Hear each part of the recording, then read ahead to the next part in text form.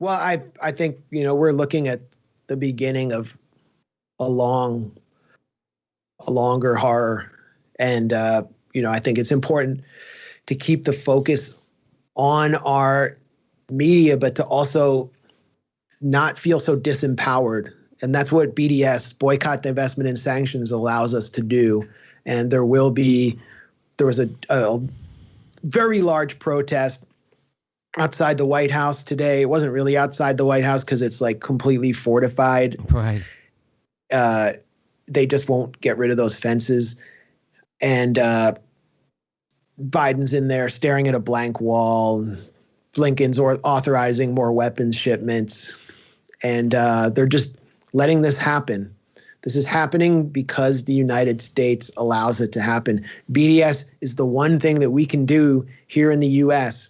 and elsewhere in the West to actually try to get in the way. So we should be demanding that if you have a progressive representative, we should be demanding that they endorse BDS and put the stamp of legitimacy on this call from Palestinian civil society. And that means AOC, that means Jamal Bowman, that means Cori Bush. These members of the squad have not endorsed BDS.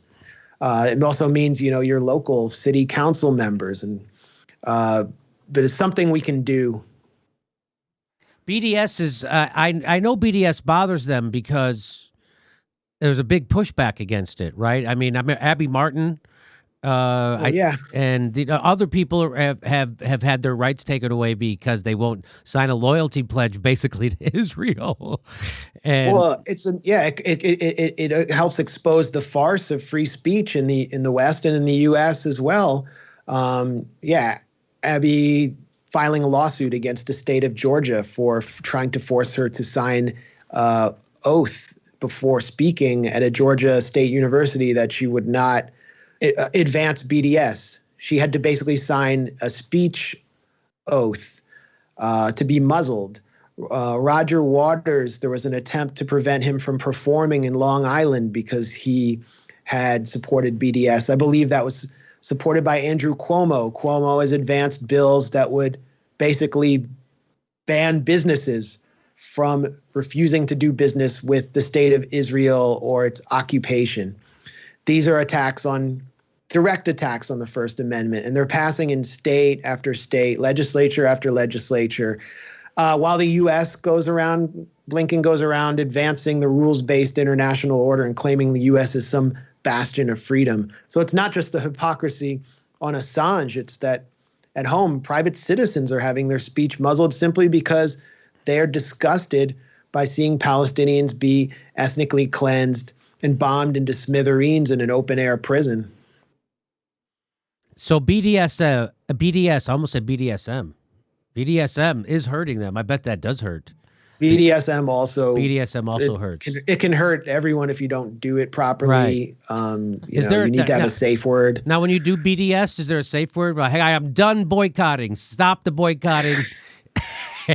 It's mid-scene. The safe word is liberation. When Palestinians are finally free, there's no more BDS. And what BDS does is it removes the sense of normalcy that Israelis in Tel Aviv have, that they think that they can just continue to go into army service and continue to vote for these murderous politicians and continue to support the apartheid structure of the state, and then exist in a city that's facing Europe, that feels very much like a part of Europe, and they get to go have concerts with top pop stars and pretend that they exist outside of the occupation that's really 15 or 20 minutes away, that Palestinians can never escape. That's the point of it. So if some major pop star wants to perform in Tel Aviv, they're going to hear from BDS advocates, and in many cases, they do not show up, and people in Tel Aviv have to grapple with the fact. This is what white Afrikaners in South Africa also had to grapple with when, like, their Springboks rugby team was unable to find any venue to play in outside of South Africa because no one wanted to collaborate with apartheid. This is what Israel needs to experience, and it's mean, this is the peaceful appeal. This is the peaceful appeal to Western sensibilities. It's the olive branch that Arafat offered in one hand at the UN, and in the other hand, he held a rifle and he said, that's the alternative. And so today we're seeing the alternative.